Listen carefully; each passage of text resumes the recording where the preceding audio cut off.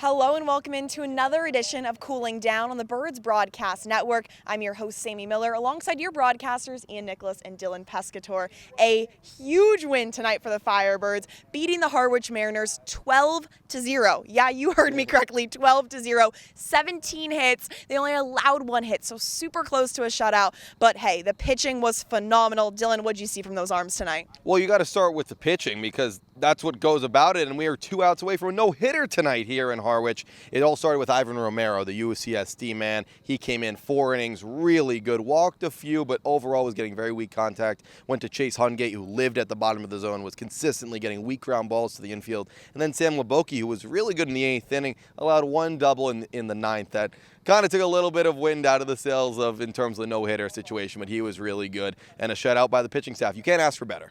And not only the pitching was great, but the offense was firing. Matt Hallback had his first ever home run of the summer. I talked to him after the game, and he had a smile from ear to ear. You could just tell it was a sense of relief that was lifted off of his shoulders. Ian, what did you see from the offense as a whole? Oh, I just saw a complete domination, and it was just Orleans doing everything it possibly could to show what this team can be at its best, right? Brewster on Tuesday was interesting because Orleans put up the big run total, but it really, I wouldn't say it wasn't earned, but they got lucky. Brewster gifted them a lot of those runs, gifted them a lot of bases juice, bases loaded situations. Tonight, they had to earn all of it. They just took good pitches to the top of the zone, and they whacked them deep into the outfield. You mentioned the Matt Hallback home run, but it's really difficult to score 12 runs and only hit one home run, and it was a solo shot.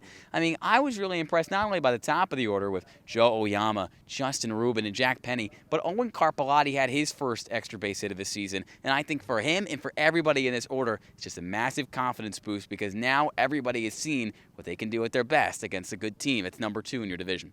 And you're exactly right. And team baseball, if it was in the dictionary, this game should be right next to it because it was 100% team baseball. How important was it, Dylan, for them to have a game like this? Oh, it's so important. This kind of goes back to that Brewster game that they won 13-2. You need a few blowouts when it comes to wins so far in summer ball. A lot of the wins the Firebirds have had are close, 1-run, 2-run, stressful wins. Tonight, it was no stress ever since the 4th inning. Just demonstrative performance from the offense. And coming into this game, we said how important it was for the Firebirds to get the win.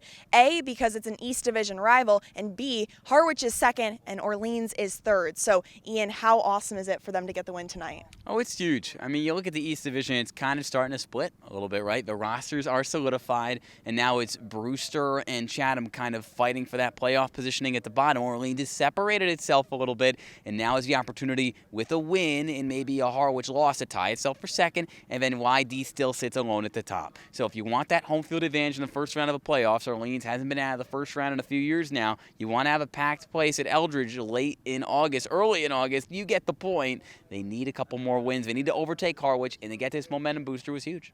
Well, it's all smiles from us tonight, from the coaches tonight, from the players tonight at White House Field. We'll see you guys tomorrow.